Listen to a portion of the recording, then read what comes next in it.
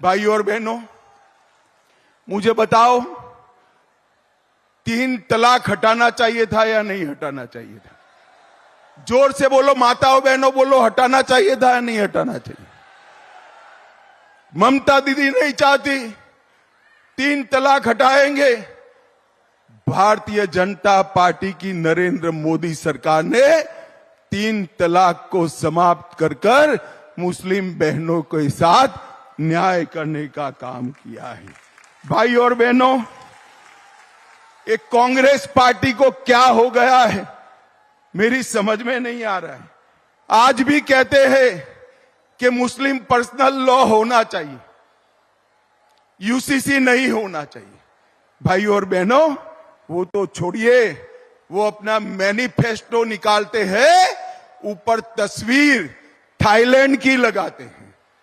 पूरे भारत में एक भी तस्वीर नहीं मिलती इनको, थाईलैंड की तस्वीर लगाते हैं। मगर क्यों लगाते हैं?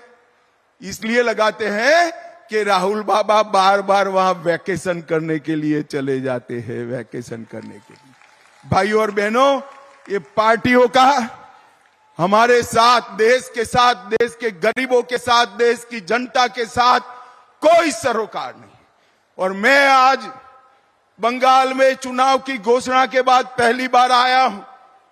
मैं बंगाल की जनता को हाथ जोड़कर विनती करने आया हूं। हमने एक कानून पारित किया है सीए का। ममता दीदी बंगाल के लोगों को गुमराह कर रही है। ये कह रही है कि आपने एप्लीकेशन किया तो आपका नागरिकता चला जाएगा। अरे नागरिकता है ही नहीं ममता दीदी, आपको क्या मालूम है?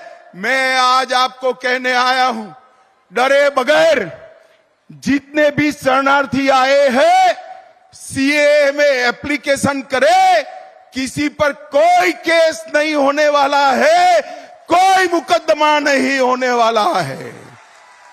ये मोदी सरकार का कानून है, इसमें कोई परिवर्तन नहीं कर सकता। और ममता दीदी, आपको जितना विरोध करना हो करो। हम जितने भी हिंदू, बौद्ध, सिख शरणार्थी आए हैं उनको नागरिकता देंगे, ये हमारा वादा है। मैं ममता दीदी को पूछना चाहता हूं, जो बंगाल से हिंदू, सिख, बौद्ध शरणार्थी आए हैं उनको नागरिकता मिलती है, आपको क्या तकलीफ हो रही? एक और घुसपैठियों को लाल जाजम बिठाकर स्वागत करती हो, रोहिंग्या का स्वागत करती हो, और दूसरी ओर जो हिंदू, बौद्ध, सिख शरणार्थी आए हैं उनको गुमराह कर रही हो। दीदी, आपकी दाल नहीं गलने वाली है। मोदी जी ने रूल्स नोटिफाई कर दिए हैं, बंगाल के सारे शरणार्थी भय मुक्त होकर अप्लाई करे।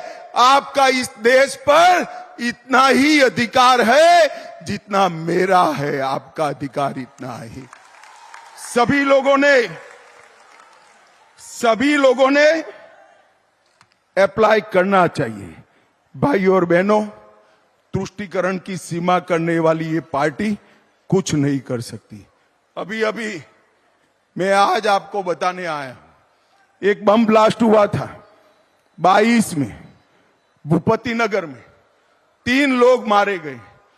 मुझे बताओ भाई, बम ब्लास्ट करने वालों को मजबूती से जेल की सलाखों के पीछे डालना चाहिए या नहीं डालना चाहिए?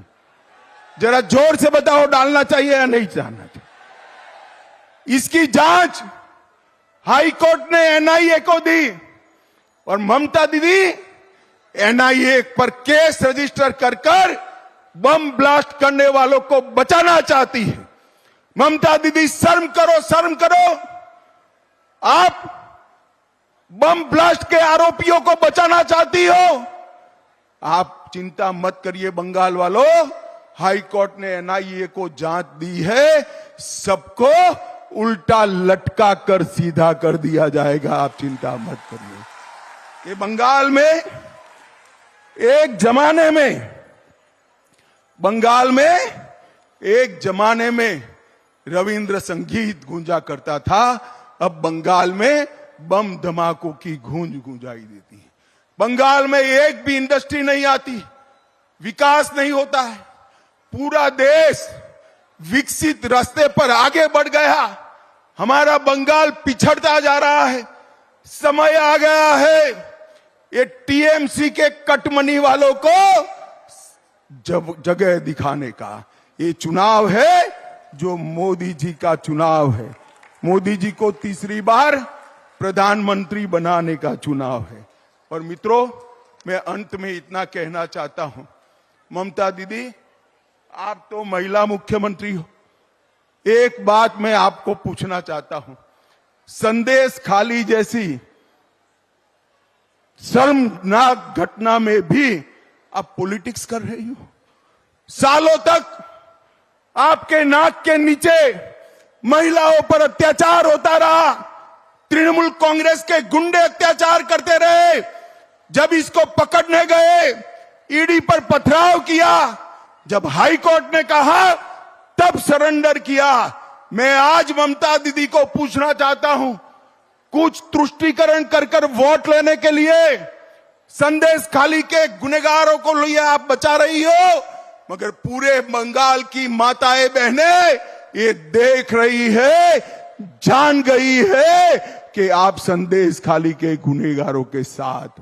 माताओं बहनों, मुझे बताओ, संदेश खाली के गुनहगारों को जो बचाते हैं, इनको कभी वोट देना चाहिए क्या? जोर से बोलो, देना चाहिए? कौन बचा रहा है संदेश खाली के गुनहगारों को? जोर से बोलो, कौन बचा रहा है? तृणमूल कांग्रेस को जिताने का मतलब है संदेश खाली की तरह अत्याचार करने की छूट देना, और मोदी जी को जिताने का मतलब है सोनार बांग्ला की रचना करना। हमारे सुकांतु मजमूदार जी और खगेन जी, खगेन आगे आओ, हमारे सुकांतु मजमूदार जी और खगेन जी दोनों यहां से प्रत्याशी है। मुझे बताइए, प्रचंड बहुमत से इनको जिताएंगे क्या? जोर से बोलो, जिताएंगे? यहां आया हुआ हर व्यक्ति 5 वोट कमल पर डलवाएगा। मैं माताओं बहनों को कहने आया हूं, आपका चुनाव है, संदेश खाली वालों को दंड देने का चुनाव है।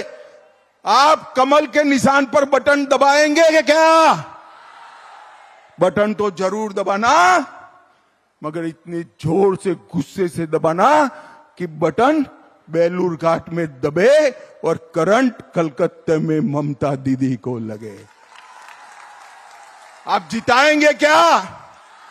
26 तारीख को भारी मतदान करेंगे क्या? कमल के निशान पर बटन दबाएंगे?